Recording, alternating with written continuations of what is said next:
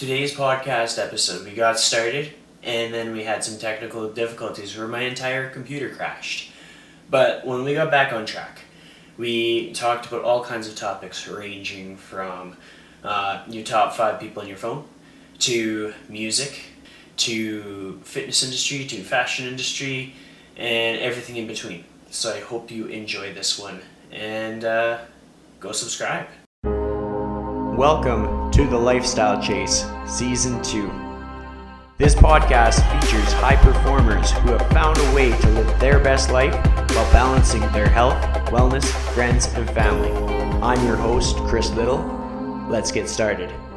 The Lifestyle Chase is brought to you by Yeg Fitness. Yeg Fitness is Edmonton, Alberta, Canada's healthy lifestyle community, creating and supporting active living for all. Check them out online at yegfitness.ca and on social media at yegfitness. All right, so welcome to the Lifestyle Chase, episode 130, and I am joined by Kimberly Haley. How are you doing? I'm doing okay, Chris. How are you? I'm good. Little backstory for the audience. My computer crashed, so this is the second time we've gone through all of this. So if it sounds like we've already said it before, we already said it before. So, so it's all good. It's been a crazy, crazy time for the whole world. Tell me about your experience with it. Today is a good day. So I am celebrating that. For the past few weeks, I have experienced a roller coaster of emotions. Some days are up, some days are down.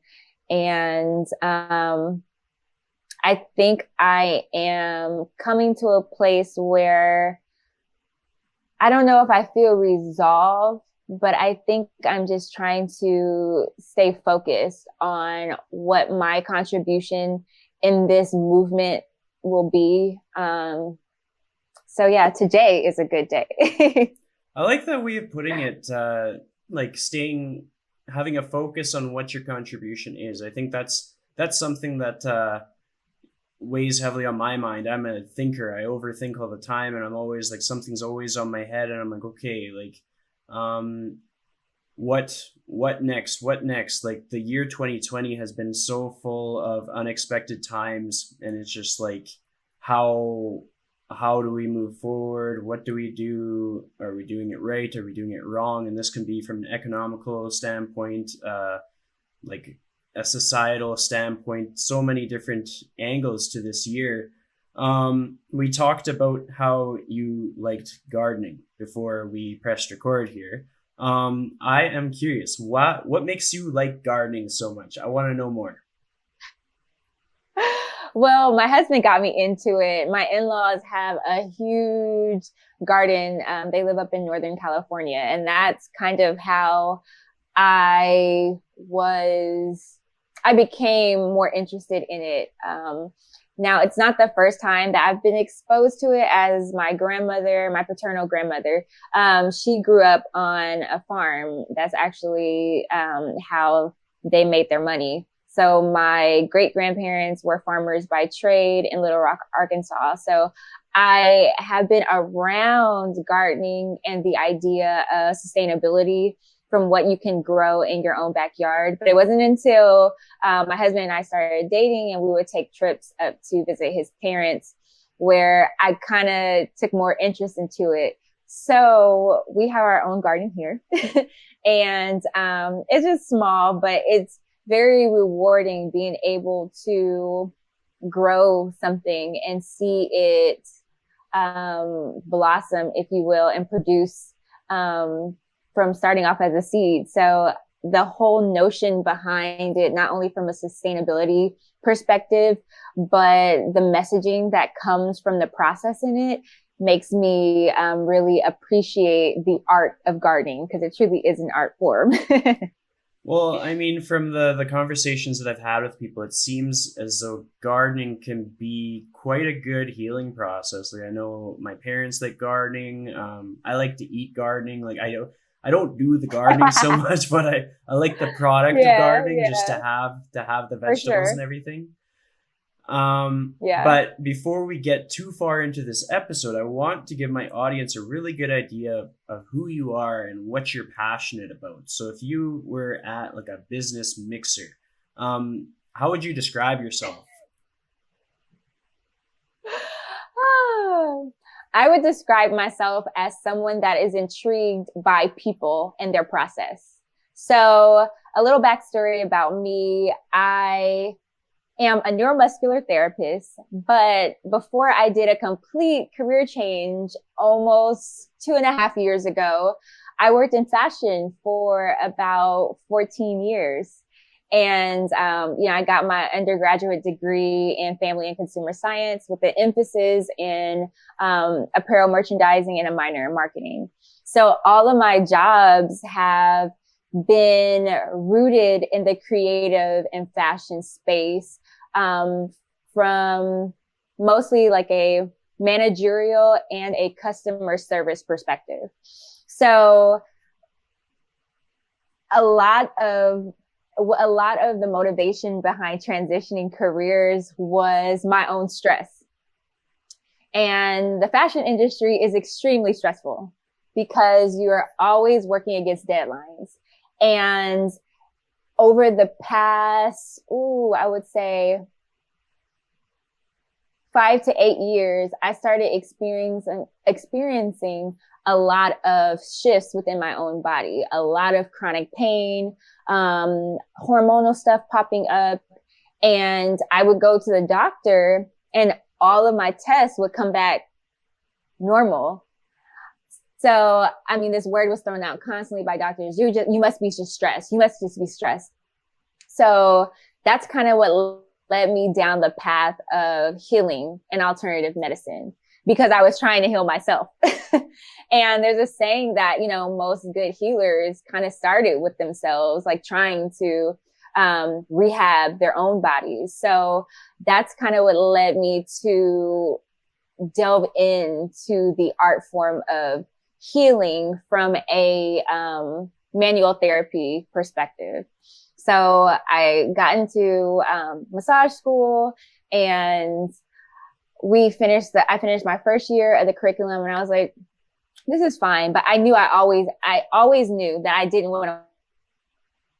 Nothing against spas. I love going to get massages and kind of pampering myself, but I wanted to affect change in someone's life from a rehabilitation standpoint. So I know firsthand, being an athlete, when you have certain ailments or pains, the quality of your life is compromised heavily. You got that back pain, you have a neck spasm, or whatever the case might be, and you cannot function at your best self. So again, back to my own personal story, that kind of was the driving force of me pursuing manual therapy in an effort to help facilitate healing and restoration in someone's body. So here I am. That was awesome. I think that's the best origin story that I've heard so far. It's crazy, huh? People always ask me like, fashion, wellness, like what? How? That's different. Well, it's not unusual. I think I've met a lot of trainers that come from completely opposite industries, and I've met a lot of people in one business that came from another totally different business. But just the way that you came to that process kind of has me intrigued. First, I want to talk about what was it that inspired you to go into fashion in the first place? Like, what was going on in your head that you were like, I want to do fashion? Well, growing up, I dealt with a lot of low self-esteem. And I think from that perspective, I was pulled toward making people feel seen, making people feel good. And when you look good, you feel good. So that was kind of why I wanted to get into fashion. It was very interesting because a lot of the girls that were in some of my classes, they were having hard times getting jobs in the fashion industry. And for as long as I can remember, I've always had very high up positions in the industry. And it's not something that I worked hard for, but these were girls that like Vogue was their Bible. Okay. And they came to class with heels and they were always dressed to the nines, and they were having a hard time like entering that space where just me, a regular old person, like didn't eat and breathe fashion at all. I just like concept of being able to shift someone's perspective of themselves through the medium of fashion. And I was able to like walk through these doors kind of uninhibited. So I always found that fascinating in and of itself. Have you found what your differentiating factor is? Like, has that quality about yourself kind of come up again later on in life where you found that something sets you apart? You know, I just like to serve people. So if I'm looking at myself now in my new career and looking at myself in the many years that I've dedicated to one particular industry, at the root of it, it's making people feel better. And I think when you constantly are in a mind of service, doors just kind of open for you because you're trying to create a space for someone to feel better, to be seen, to improve. And I think when you're coming from that perspective, the opportunities are endless. Well, I think that's a great assessment of the whole situation. Like, in a lot of job fields, people are looking for people with like that purpose for what they do, and that passion for helping people. Like, it's one thing to be a fan of something, but it's another thing to be having a why for why that thing means so much, be it fashion or food or fitness. So then when you made the transition of careers, can you think of like a specific time when you're like, all right, it's time to make the move? Like, was there a day that you can recall in your memory or just something that happened? This might be weird, but so the second half of my training, so like I was explaining to you, the first half was just me getting my certification as a massage therapist. The second half of my training was what got me certified as a neuromuscular therapist. Now, a part of the curriculum was going to the cadaver lab. So it wasn't until, that's why I said this is kind of weird, where one night we were at the cadaver lab, and I mean, we were standing over cadavers, dead bodies. And what stuck out to me was the fact that all these individuals that essentially were, for whatever reason, their body was dedicated to science, they had a purpose. And now I'm standing over them, you know, learning, yes, about the different body parts and so on and so forth, and about functionality and dysfunction and so on and so forth. But I was learning so much in that moment, aside from the anatomy. And it kind of made me, it was like a reality check. Like, if this is what you want to do, if you want to be able to step into the space of saving someone from the many doctor appointments that left in unanswered questions, or the chronic pain that you went to sleep with and woke up with, or the confusion about what does this actually mean? Is this more serious than, you know, I'm leading on? To save someone from that confusion, that means that I would have to be uncomfortable and leave an industry and walk into a different purpose of my own. And there's not going to be a perfect time to do that. So you better get about doing it now. And that's kind of, who gets a message like that in the cadaver lab, right? But I did. So I think that was maybe the defining moment of me kind of wanting to step into that and owning my role in the wellness space. That was a cool story. Like, seriously. I mean, I think it's not an uncommon reason to be passionate about something. I've had conversations with kinesiologists, physiotherapists, where they're like, yeah, and we did this one thing and it was with cadavers, and I just like, I just realized how much I love the human body, and I'm like over here like, okay, but it makes sense. It's easy to understand. Yes. Yes, it's so easy to understand. It's so easy to understand that when you're looking at someone that is no longer here with us, I'm so intrigued by people's stories. So I'm like thinking of like, I wonder what their life was like, or I wonder this and I wonder that. And I'm looking at them and thinking about my own life. And just like, we always think we have time, we always oftentimes we second guess ourselves. Like, is this what I really should do? Like, I don't feel like I'm ready. I don't feel like I'm good enough. And, you know, it takes you being face to face, maybe with death, or maybe hearing someone else's story, or in a cadaver lab where you are faced to look at you're faced with the inevitable of mortality, and it makes you think about how you're living in the present, which for me is a real it's just a real game changer for me. It helps me want to live with purpose, and it helps me want to be okay with not always knowing, in an effort to just continue to show up not only for myself, but those that I serve. Well, I think you pointed out a lot of important things. One that stood out to me is like there is no such thing as the right time. Like if you're feeling a calling or a purpose, or you just like, there's something that interests you more than what you are currently doing, there's no sense in waiting for like this big like streamer to go across and like it's time. Like you gotta just do it. Yeah. And Yeah.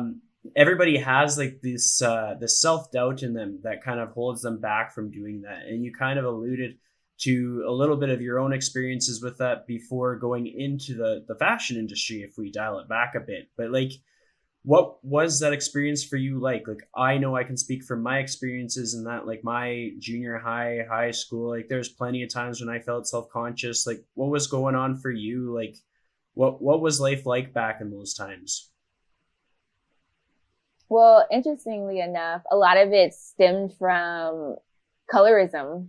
Even though the hot topic right now is racism, I've experienced that. And I've always also experienced colorism amongst my own community. The notion of, so I went to private, to give you a backstory, I went to private school up until I went to university, and we had uniforms. So everybody looked the same and dressed the same.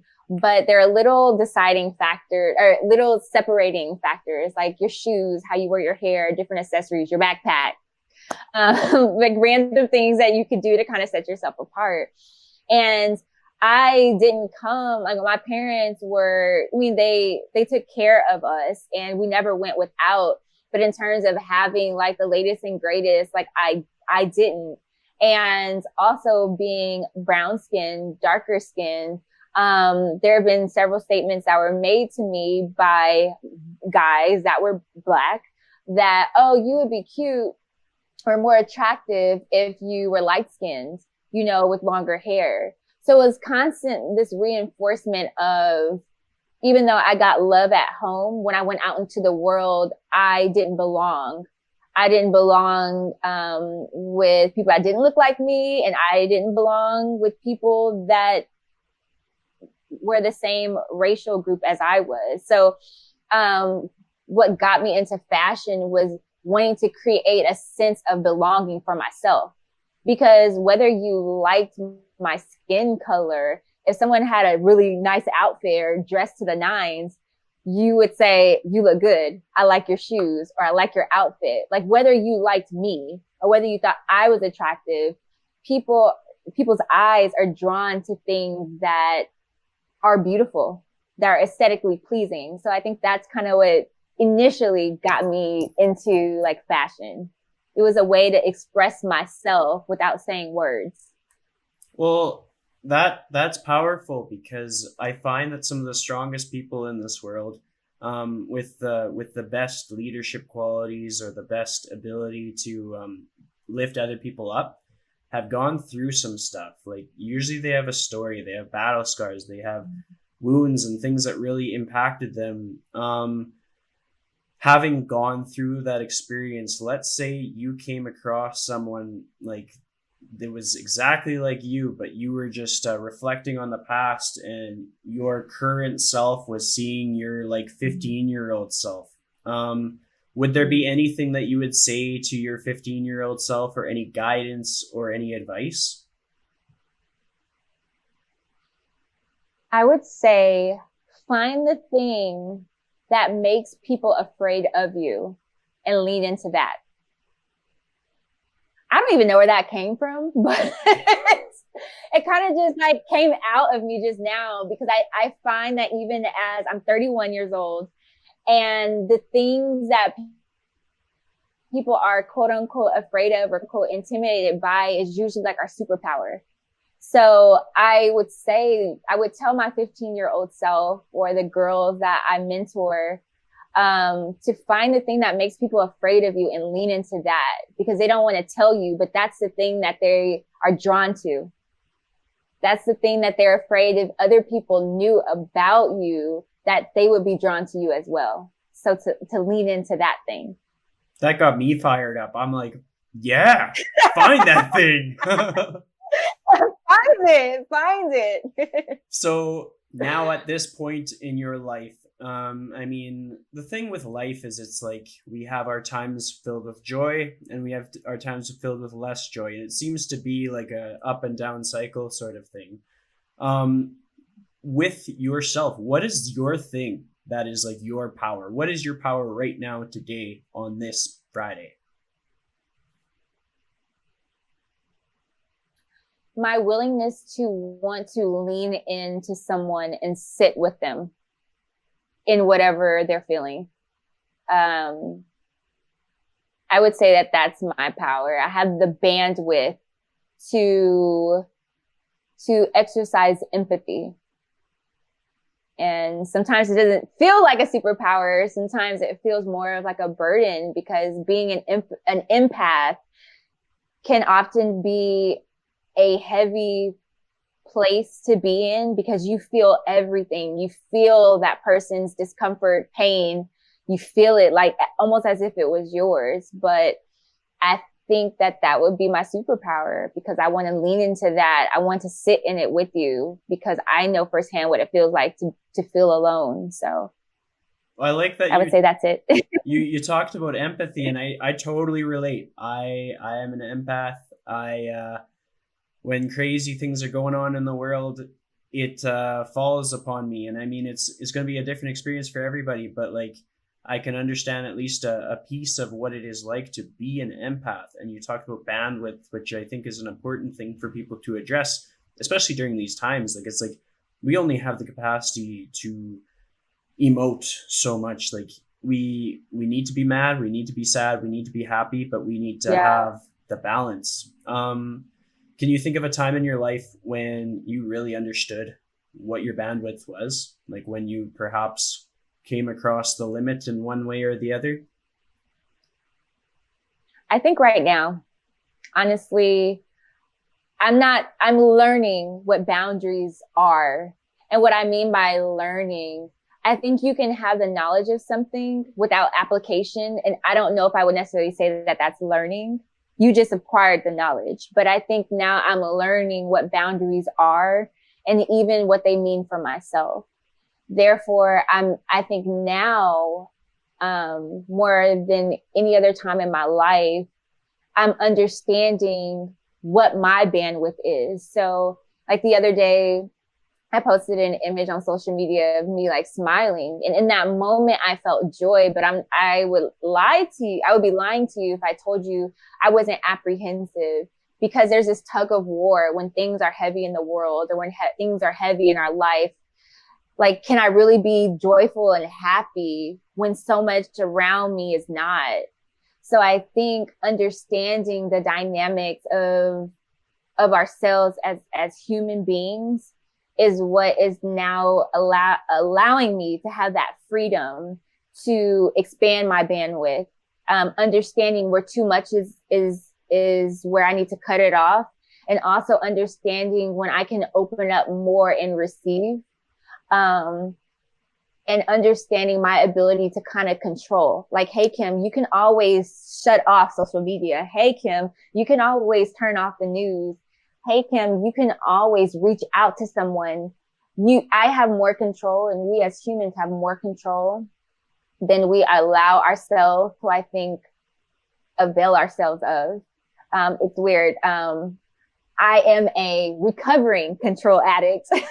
And what I mean by that is someone that is an avid planner and wanting every I to be dotted, every T to be crossed, and everything to be in order.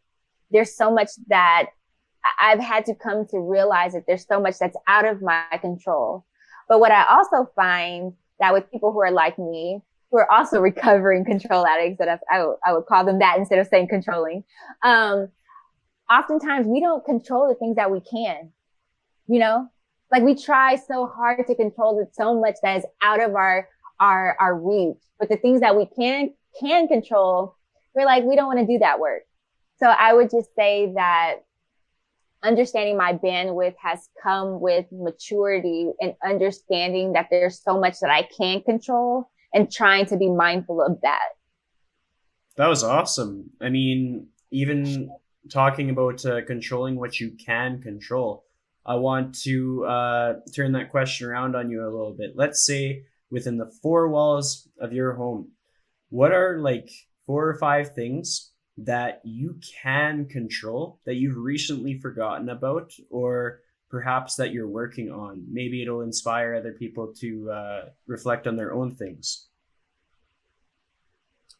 I can control how I treat someone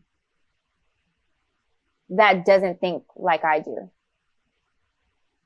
So to expound on that, since I can't control how someone else thinks, inevitably as a human being, that will affect me. But it is in my control to harness my emotions.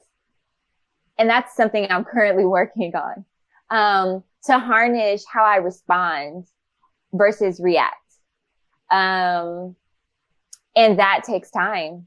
But I think being mindful every day, making room for yourself internally, making room for yourself in your own space. That means your home and in your valuable relationships, making room for yourself there.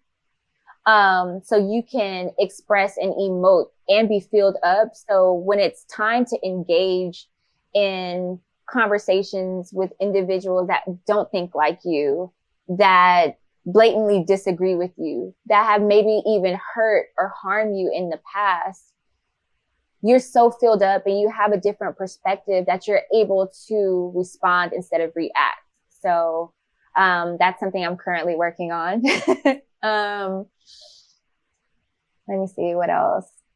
I think also a lot of what I'm going to say is back to reacting, because being an empath, I'm also very emotional and I'm very passionate. So a lot of my responses come in a way that is very blatant. So it's either like I'm very passionate about something or I'm extremely subdued, but they're both very extreme responses.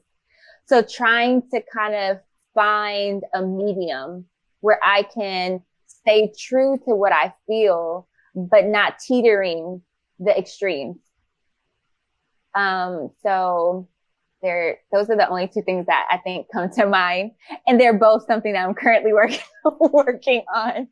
Well, I think those answers are gonna be helpful because, like, honestly, sometimes I'll ask the question and I have these expectations for how it's gonna go. I'll be like, okay, maybe she'll talk about like she's just going to work on her self-care routine, or maybe it's like making the bed, or maybe it's making a coffee. But that was like a way deeper answer, getting people thinking, getting people into a frame of mind where they have the tools in their toolkit to withstand what will be like a very crazy time. Like, I mean, I truly hope for myself that I will be living through some sense of discomfort because I am learning. Like I want to be learning for forever, really. Like, I mean, if you're in the fitness industry, you always want to be learning, but learning in more than just Yeah. like the fitness knowledge, and learning in just getting to know other people, because by trying to learn to get to know other people, and by messing it up sometimes, or not knowing what to expect, or whatever the case may be, that's the one thing in my control to move forward. And I hope other people have that shared experience. So I want to talk about your experience as a podcast host, because like that's something that we have in common. And so what Yeah. inspired you to have a podcast in the first place? What inspired me to have a podcast was, again, my own personal experiences with my health journey. So I am big on being an advocate for yourself. You know, when it comes to your health, your well-being, I find that it's non-negotiable. You know, like I grew up kind of being taught, if anything is going on, go to the doctor. If something doesn't feel right, go to the doctor. So I would go, and my idea of my doctor, my expectation of my doctor was that, hey, they're a doctor. They went to school. They know everything about my body. So they should be able to fix me. And boy, was I frustrated. Boy, was I disappointed. Boy, was I angry and mad, because it's so frustrating to know what you're feeling, know what you're experiencing, going to the person that is supposedly supposed to help you, and then leaving more confused and with more unresolved. But it wasn't until I became a therapist that I was on the other end of the spectrum, that people are coming to me and they're like, hey, I have this back pain. Hey, I think I have sciatica. Hey, I think, I have this crick in my neck that won't go away. Hey, I get this like shooting pain in my foot. Fix me. Tell me what to do. And I'm like, okay, let's do an assessment. let's talk about your history. Let's talk about your posture. Let's talk about, what you do, your ADLs, so your activities of daily living. Let's talk about those things. They're like, no, I want you to fix it now. So it wasn't until the roles were reversed and the shoe was on the other foot that I became more aware that some people, a lot of people, lack body awareness. And I am a firm believer that you can scratch that itch of being curious and walking toward or walking down a path of healing when you have more awareness about yourself.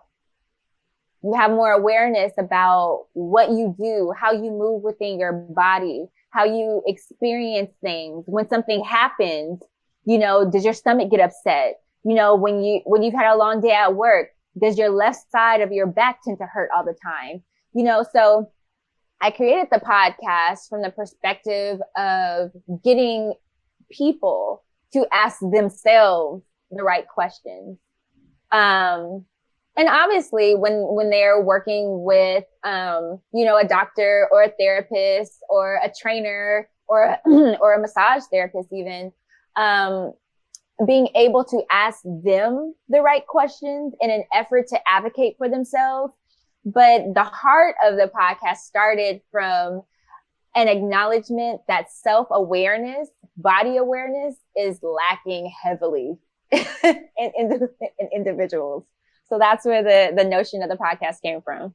I love that. When it comes to self-awareness, let's get specific here for your self-awareness journey, because I know in this last 3 months or so, I've become very self-aware of myself. There's lots of things that I've learned about myself that I didn't really understand before, or maybe I refined certain things, or maybe I abandoned certain things. What's your experience been like with that in the last 3 months?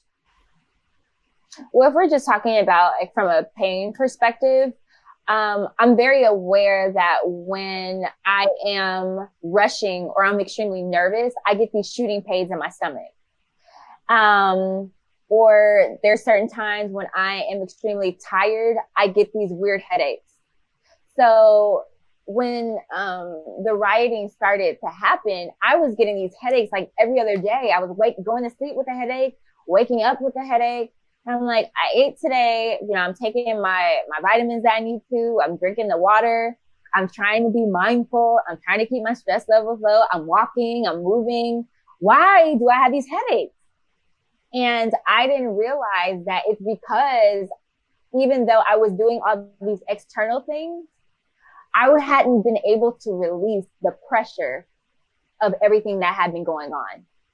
So I hadn't been able to really cry or really emote like from a outward perspective regarding everything that was going on in the world. So it's almost like my body was like a pressure cooker, and it was holding down all the pressure. I mean, yeah, the pressure that was kind of stimulated by the events in the world. So, I mean, because like in high school, I dealt with headaches a lot, and I'm like, I haven't had headaches like this in such a long time. Like, this is weird. I was so like not connecting the dots at all. So that I think would be like the most recent experience that I've had in terms of like self awareness in my body and kind of the pain that I was experiencing or the symptoms that I was experiencing as of late. And you talked about emoting, so having the emotions that you needed to have. Was that an easy process for you? Like when I hear you say that, I think about like, oh, well, like, I mean, sometimes I hear some heavy news and like I have myself a good man cry. Like I let out the emotions, everything comes out, or I yell, or I do a heavy workout. Like what does it Mm. look like for you when all of a sudden you have that breaking point where it's like, yeah, I gotta have emotions right now. Like what's that experience like?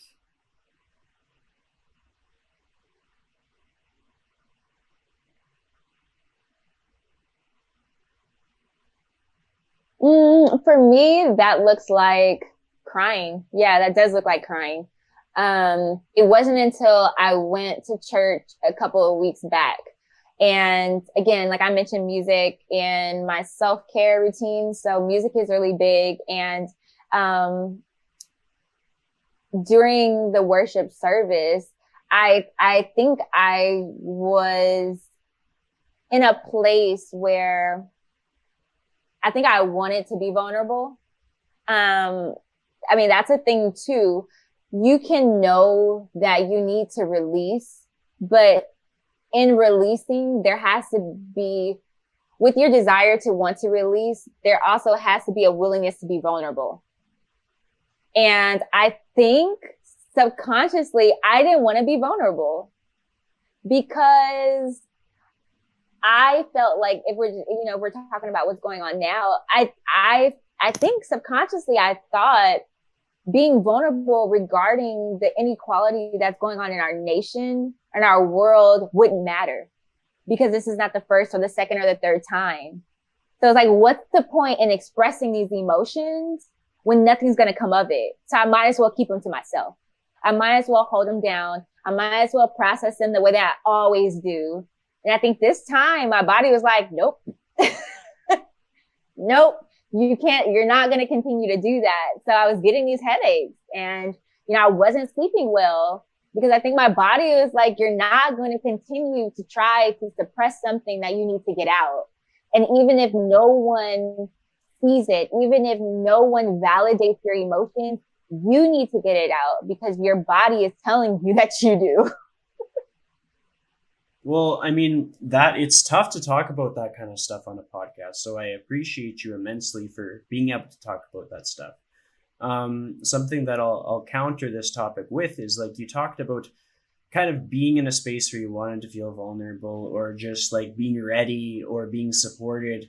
One of my like major thoughts that I always come back to is the importance of a good like social environment and having like these connections Mm. in which like So it's one thing for me or you to be able to emote, but everybody in our life needs to be able to emote as well, regardless of our background Yeah. or our age or our experience, or whether we're like the mentor or the mentee. Like everybody needs to have that freedom and that confidence that they are free to do so, because we're interconnected. It's like when you go into a forest, like if you're this is going to be a crazy analogy, but if you're like a pine beetle and you go into a forest and you're about to deplete the pine trees, trees talk.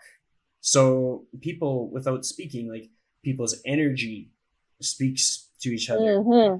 And so one of the things that I think about is like, am I creating a space where the people in my life can feel vulnerable so that they can be more strong in whatever they face in life? And am I bringing those topics to the table on my podcast? Because if I am not, how is it going to become an idea to someone who perhaps could be having headaches? Like, there's so many different reasons to feel the same kind of overload, overwhelm, just like yeah, that I can imagine that you've been feeling. And I'm really glad that you're able to talk about it, because hopefully someone that's listening can think, well, wow, that's me too. In talking about that, what is your sort of like community like, or what's your fave five? Like if it was back in the day when cell phone plans had like your fave five or your five top contacts, who would your top five contacts be? My husband, my dad, one of my really good friends, Faith, another one of my really good friends, Erica, and a cousin of mine. His name is Scott. And I would say those five because they've been the ones that I've been talking to more intensely about this particular topic. I have a really, really good community. So when you said five, it's kind of like hard to choose, but I know my friend Faith, like we were FaceTiming almost on the daily, for the past few weeks. So it was really good to feel supported, by them, during this time. But yeah, I would echo that. Having a strong community is so imperative throughout life in general, because we were not made to do this thing by ourselves. Like we're not Lone Rangers at all. So I think your community is reflective even of how far you can go in any healing or rehabilitation journey that you're on, whether it be emotional, spiritual, physical. You need community. We all need community in order to go the distance in this journey that we're all on. And I think it's cool that you outlined that and everything, but we're going to dive down the rabbit hole a bit. I'm going to give you the option to choose any one of those five people and tell me what makes them such an important person to have in that selection. Like what makes them stand out? What's their power? Like we want to surround ourselves with powerful people. What is the power of that person you're going to choose and tell me about? Well, of course I'm going to choose my husband. No, but in all honesty, like before we even got married, before we started dating, we were friends. So one very interesting quality about him that I absolutely adore is his ability to have a conversation with anyone, the richest person, the poorest person, no matter what you look like, he's able to converse and connect. So during this time, he was just a great sounding board, because not only is he a good listener, but he's able to give me different perspectives, along with being able to understand from his own personal experiences as a Black man what it's like. So I always appreciate his ability to kind of give me a different perspective that's going to make me think and challenge me to kind of step out of myself. So I would choose him. That's awesome. So what's Yeah. the origin story of the two of you? You said that you guys were friends before. Like, how did that romance begin? Oh man. Okay. So it was at a friend's house, and it was like a little kind of kickback type of situation, and they were playing dominoes. Are you familiar with the game dominoes? Yep. Okay. So I was on the table because I was like, okay, I don't want to be one of those girls that's kind of sitting back watching everyone just like talk and do whatever. So I get on the domino table. And of course, I didn't really know how to play that well, but I'm going to pretend like I do. So he comes out of nowhere and it started telling me, hey, play that, play that, play that. So he was kind of helping me out. And that's kind of how we became familiar with one another. We actually dated twice before we got married. So we dated or what we call it now. We talked for like 6 to 8 months, and neither one of us were in the space to have a healthy, sustainable relationship. I think when we met, we were like 22, 23. He had just recently graduated college, and he was like, you know what? I feel like I need to figure my life out. So he went traveling, and like I think a year later we kind of reconnected, and that was the rest is history. And we'll be married for 4 years, October 16th this year. Nice. That is awesome. Who Yeah, would have known that dominoes would be so powerful? dominoes, so powerful. And There so you go. Pretend like you don't know what you're doing. You never know who's watching. exactly. Um when it comes down to that whole like process of like he traveled, he found himself and he came back, did you find that he had evolved at all? Was his self-awareness dialed up? Was your self-awareness dialed up? Like, what changed in that period of time that made you guys think, yeah, yep, this is the one, let's do this?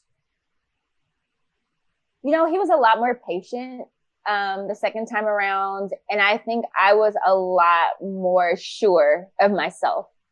Um, but I think what made it okay in our minds to move forward was that we had a very strong foundation of friendship.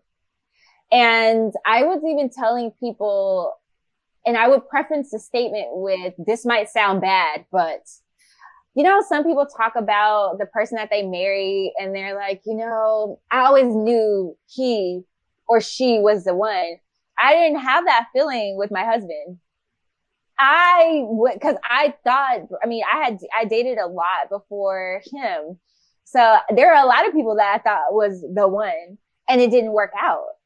So I think I was just like, okay, I don't even know what that feels like anymore. But we were always like, we always were talking. I always wanted to be around him. So for me, that signal, even though I couldn't fix my mouth to say like, I know he's the one, I couldn't see myself I couldn't see myself without him. And I always wanted to be in his space. He was always intriguing. There's something about him that was always captivating. But most importantly, I felt like I could be 100% myself, which represented safety to me. And for me, that was kind of like the deciding factor. Like I wasn't quick to say, I know he's the one, but I know what it feels like to pretend and be that chameleon and feel like you have to morph and code switch depending on who you're around and who you're with.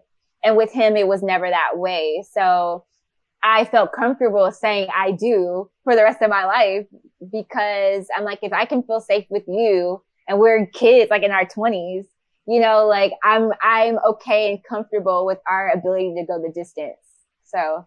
Well, I think that's an important summary, because it came up in the career journey, it comes up in like the non-career journey, and it's just like, position yourself in the places where you feel like you can be vulnerable, and position yourself in the items or the tasks or the categories or the lines of work where it kind of like you feel a calling. You might not know what's going to happen. You might not get like some sign or some signal that this is it, but you'd rather be there than somewhere else. Or you feel more purpose there than you felt in the past thing. Or maybe you felt more empowered, or you were well further within your power. Like I liked about finding the things that people are scared of you for, or finding your power, or finding the thing that gives you that fire. Because I think some people, they might hesitate to find their fire or to find their power, to find that thing that sets them apart. Like maybe they think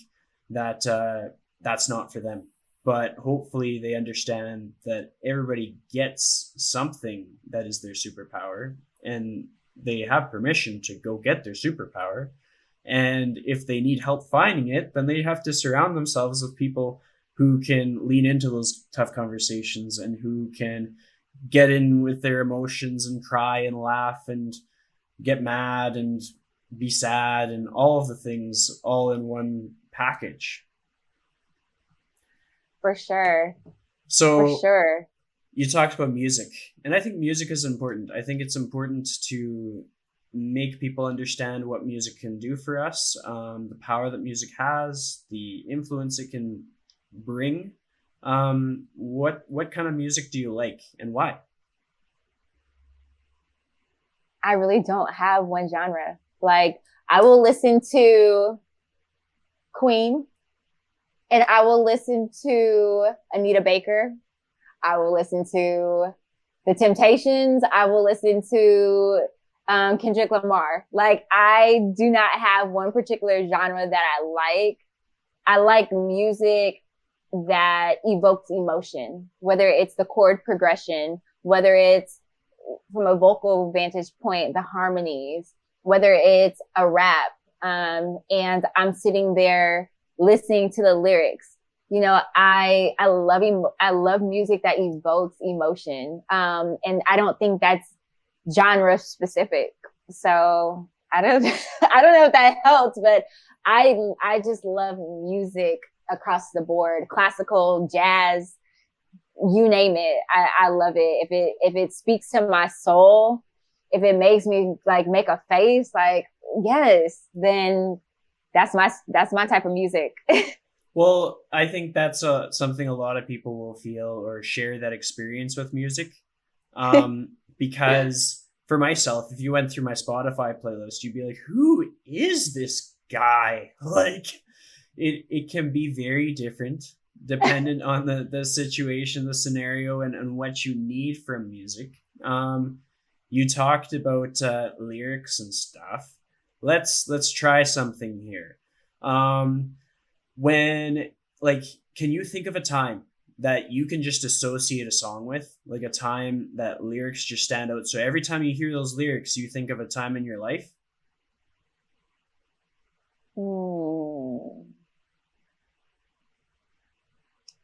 Yes.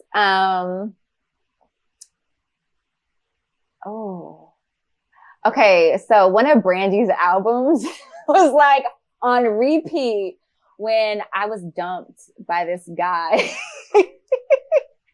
I think it was her Full Moon album, and it came out that summer, and I literally listened to the album, I swear, like 5 times, like over it's over. I played the album, some rendition of it, few tracks, maybe the whole album, like every week for like 5 months. So I don't know why that comes to mind, but I think music is very much so linked to relationships, breakups or happy times. But I don't know why with that album, Brandy, she's one of my favorite artists. And yeah, I don't know, that moment in my life is really sticking out. For Because sure. I think my cousins came in from out of town and kind of like put me on to that particular album. And I was like, yes, this is speaking to exactly what I'm feeling right now. So there's that. Well, Brandy, Full Moon.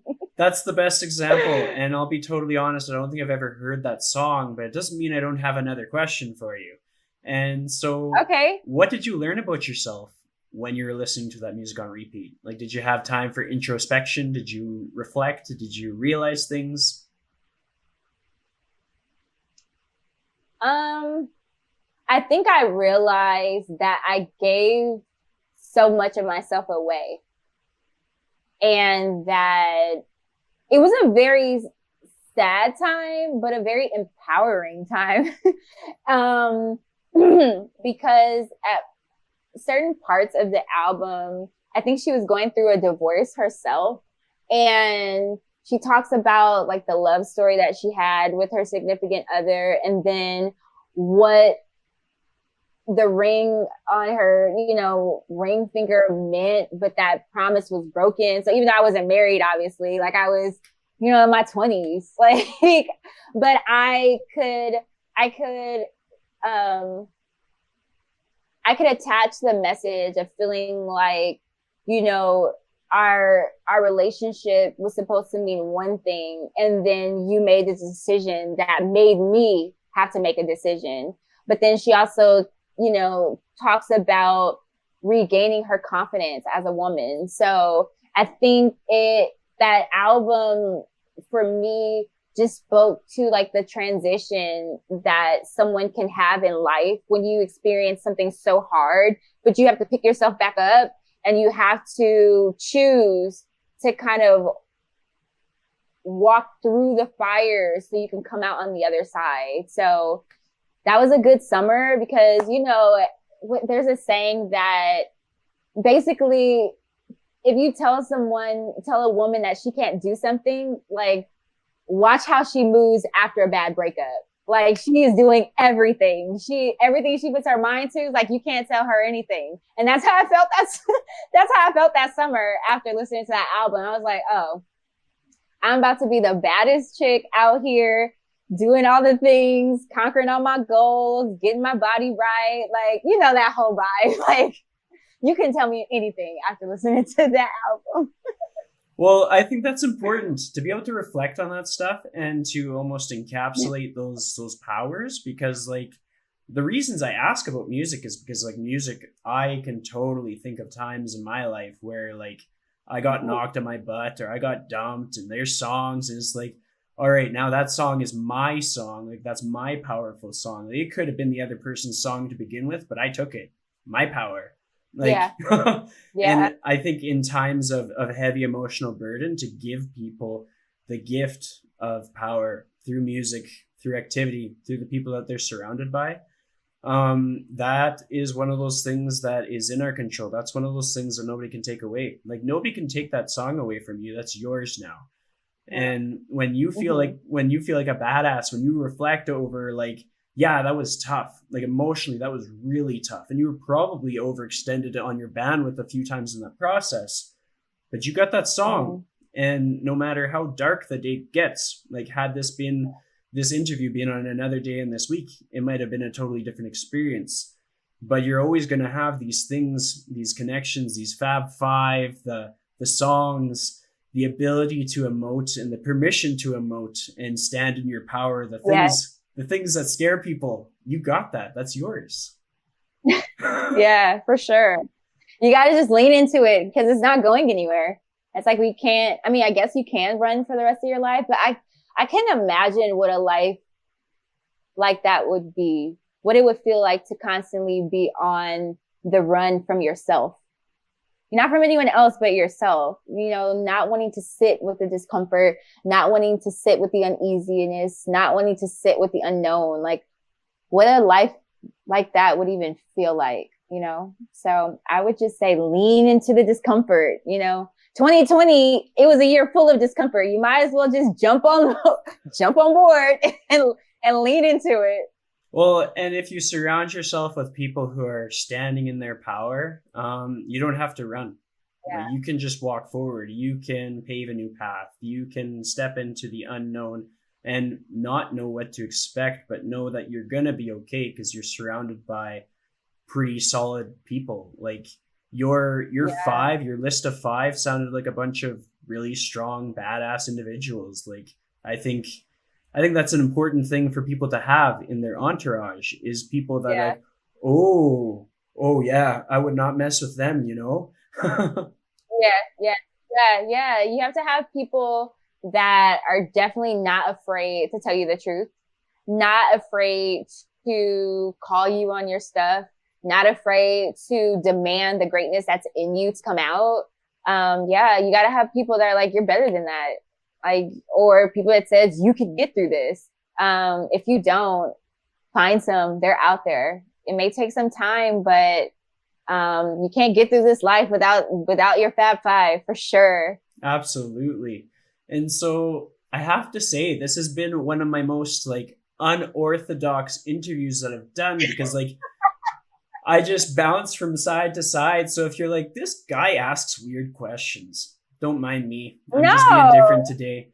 But one not at one all. We went from cadaver labs to fashion to music to we went all around, and it's great. It's great. one thing that I ask all of my guests is this upcoming question. So brace yourself. If you were to give someone advice on how to live their life to the fullest in the most authentic way, what would that piece of advice be?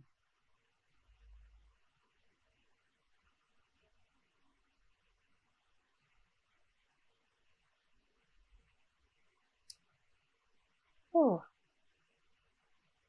I would say